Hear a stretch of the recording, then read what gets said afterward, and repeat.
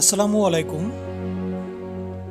আজ আমি আপনাদেরকে নিয়ে যাব গাজীপুরের ঐতিহ্যবাহী দুইটি মাজার শরীফে, যার একটির অবস্থান শালনার একটু পরে পোড়াবাড়িতে, যে মাজারটি সবাই শাহ সুফি ফসির উদ্দিন রহমতুল্লাহের মাজার নামে চিনেন।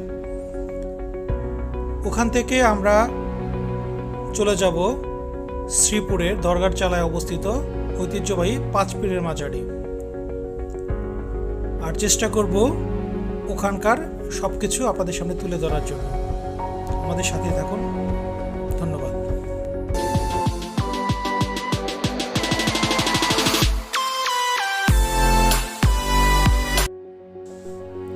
আমরা অলরেডি মাজারের সামনে চলে এসেছি।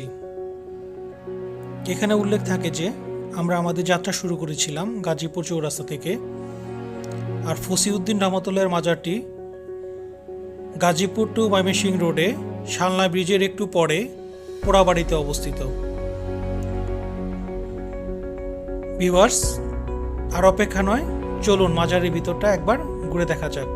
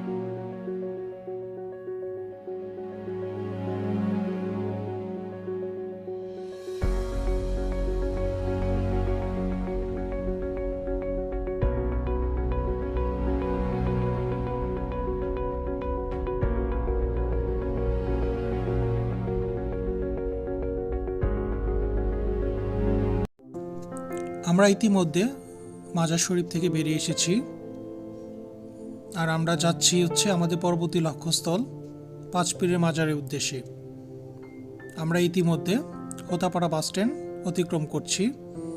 আপনারা যদি কেউ নুহাশপল্লী অথবা বয়স্ক পুনর্বাসন কেন্দ্রে যেতে চান, তাহলে প্রথমে আপনাদেরকে এই হোতাপাড়া বাস স্ট্যান্ডেই থামতে হবে। এখান থেকে বাম দিকে মানে পশ্চিম দিকে যে রাস্তাটি চলে গেছে, এই রাস্তা ধরেই বয়স্ক পুনর্বাসন কেন্দ্র অথবা হুমায়ুন আহমেদের নুহাশপল্লীতে যাওয়া যায়। আমরা হোতাপাড়া বাস স্ট্যান্ড অতিক্রম করে সামনের দিকে ছুটে চলছি। আমাদের পরবর্তী স্টপেজ হচ্ছে ভবানীপুর বাজার। আপনারা যারা সাফারি পার্কে যেতে চান, তারা এই ভবানীপুর বাজার থেকে পশ্চিম দিকে রাস্তা ধরে অনায়াসে সাফারি পার্কে পৌঁছে যেতে পারেন। ভবানীপুর স্ট্যান্ড হতে সামনের দিকে 1 কিলোমিটার এগোলে মেম্বার বাড়ি স্ট্যান্ড পড়বে। ওখান থেকে ইউটার্ন নিয়ে অপোজিটে পূর্ব দিকে যে রাস্তাটি ঢুকে গেছে, এই রাস্তা ধরে 1.5 কিলোমিটার এগোলেই পেয়ে যাবেন পাঁচ পীরের মাজার। সাথেই থাকুন। আমরা প্রায় মাজারের কাছাকাছি চলে এসেছি। এখানে উল্লেখ থাকে যে পাঁচ পীরের মাজার নাম হলো এই মাজারে সর্বমোট 6টি কবর দেখতে পাবেন, আর প্রতি বৃহস্পতিবারই এখানে ওরস হয়।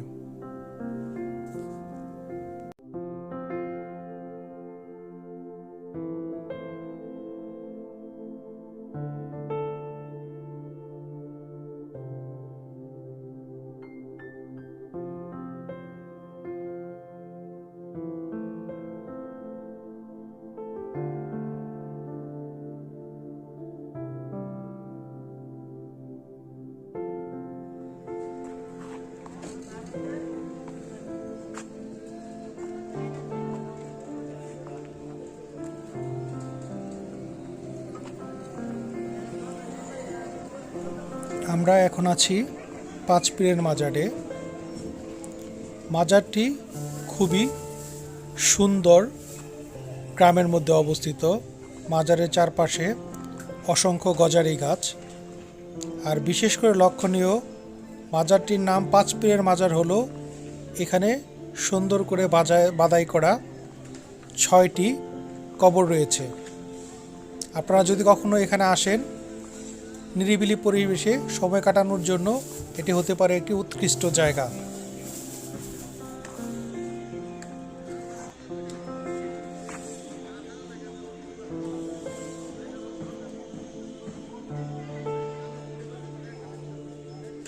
এখানে কি 5টা কবর?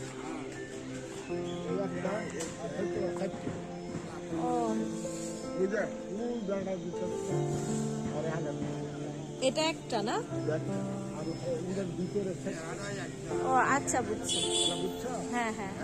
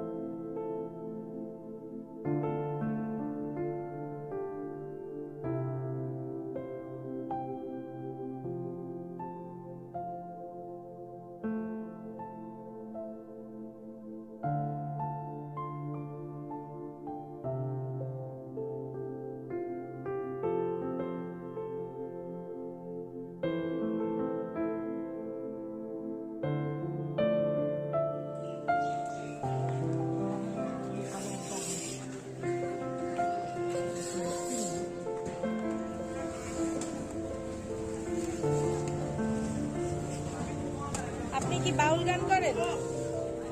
বাউল গান গান করি কিন্তু বাউল না। সব গানই করেন? সব গানই আমার।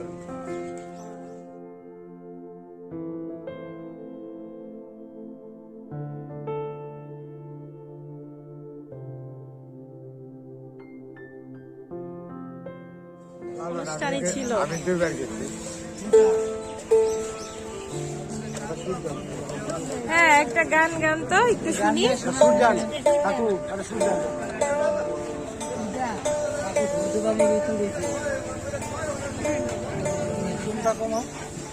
আদমে হাওয়ায় হাওয়ায় আদম,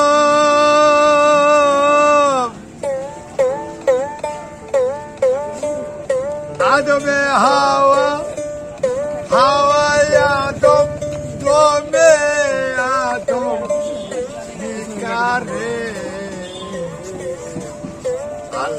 থাকে নিরাকারে মানুষ আল্লাহ থাকে নিরাকারে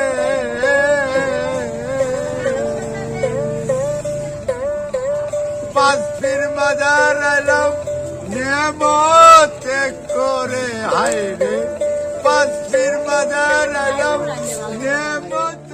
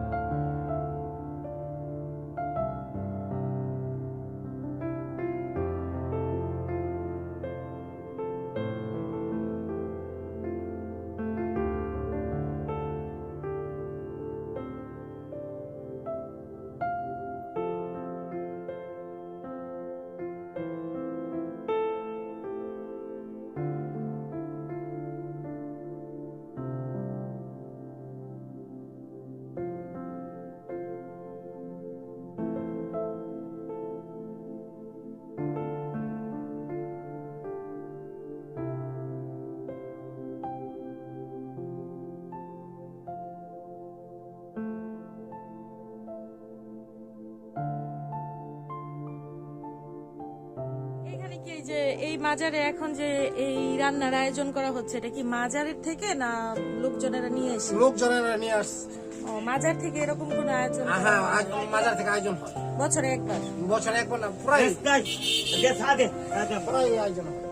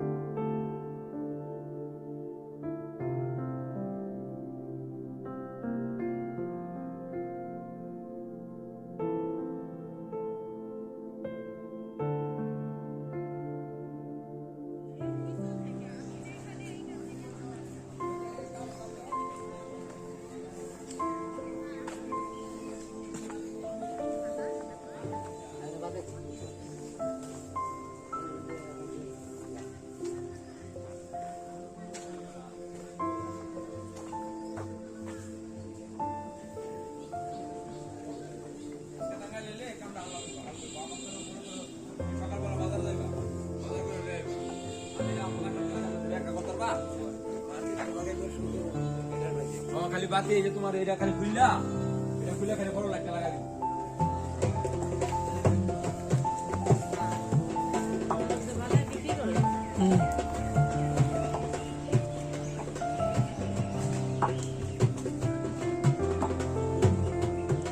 এগুলো আপনারা বিক্রির জন্য বানান? ওনারা মতো মনে করেন না?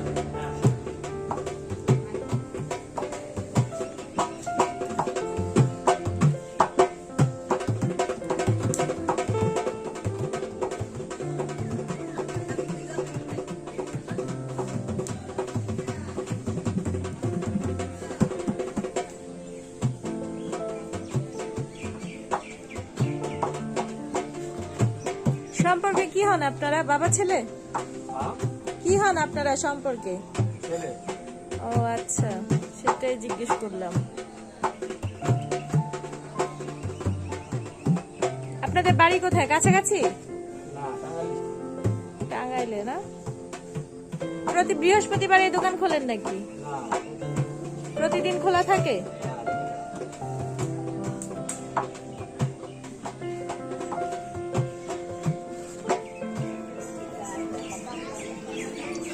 চাচা, এটা আপনার আম্মা?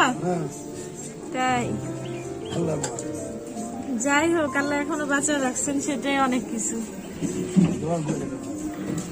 আসসালামু আলাইকুম, দাদি কেমন আছেন?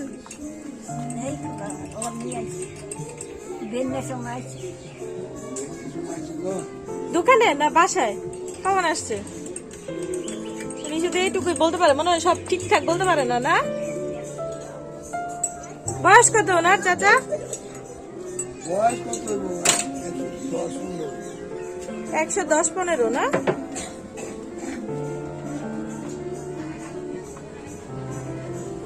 মানে আর কি নিবে?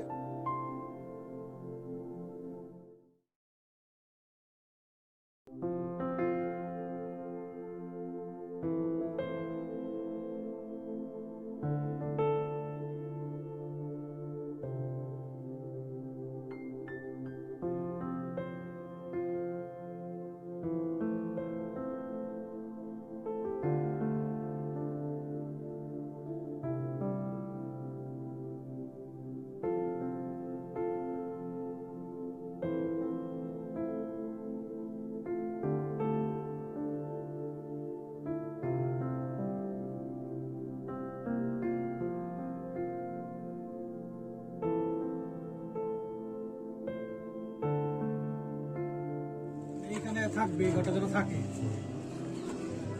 দাদি ওই বিটায় রয়ে গেছে। মানে উনি ওনার স্বামীর বাড়িতেই থাকবে আর কি, ছেলেদের সাথে থাকতে চাচ্ছে না। মানে এই কারণে মায়ের ঘরটা